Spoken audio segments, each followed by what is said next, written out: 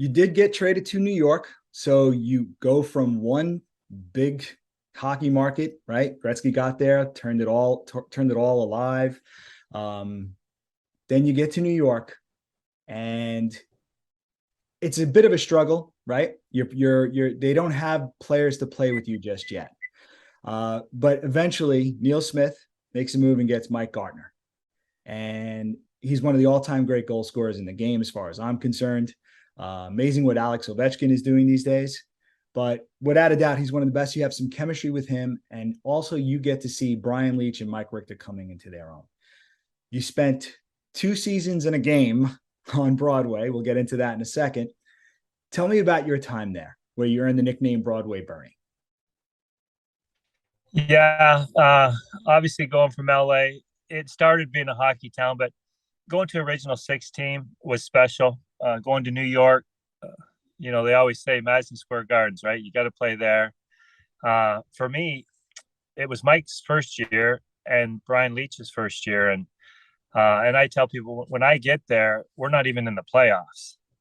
We end up making the playoffs. It looks good on me, but trust me, Mike Richter, he took over in goal and he was unbelievable. Brian Leach, everybody knows how good he is. So having the opportunity to play with those two guys and playing in New York was really extra special for sure.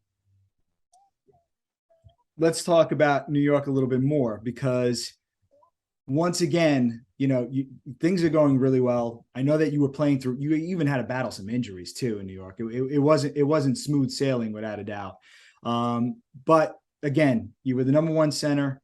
The team was starting to turn around, and it's similar to the situation in LA. You're getting some assurances you're not going to get traded, and then you get moved for Mark Messier, right? Just one game in to the 1991-92 season, right? It's a big trade. It's a massive trade. There's no way Edmonton probably makes that trade without getting a number one center back. Like, to be honest, right? They needed to justify trading Mark Messier, and Bernie Nicholls absolutely justifies a move of that magnitude. But in your book, you have the utmost respect for Mess, and you regret that you didn't get a chance to play with him.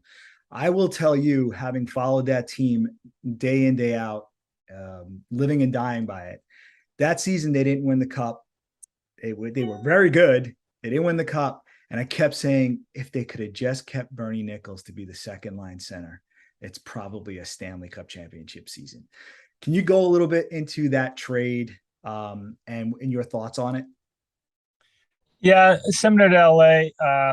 I was about to have twins at the time, so I talked to Neil Smith about buying a house there. I get the same thing, I'll never trade you. But understand the trade, right? Like, and obviously I was shocked because it was after the opening night in Boston, and I get a call from Roger Nelson, and he said, "We just traded you to Edmonton, right?" And once again, I'm going, "You got to be kidding me!" But understanding, right, the business part, and then who it was for was probably the most disappointing part. Just that I would have loved to played with Mark, right? Like LA, I battled Mark in Edmonton for years. And just like I said, I've always had the most respect for Mark. Just an amazing player, amazing leader, tough competitor. So I was disappointed that I get traded for Mark. But at the end of the day, I tell people, as a Canadian boy, you got to play in Canada somewhere, right? And for me, it was Edmonton, and there wasn't a better place to play for me than Edmonton. It was a lot of fun. We had a great team. We had a great run that year. We ended up playing LA in the first round. Team I just got traded from. They got Gretzky, Curry, Charlie Heidi, McSorley. They got half the old Oiler team there, and I win with the Oilers, and we end up beating them in 6 games. So definitely gratifying for me and a lot of fun. And it was great playing Edmonton.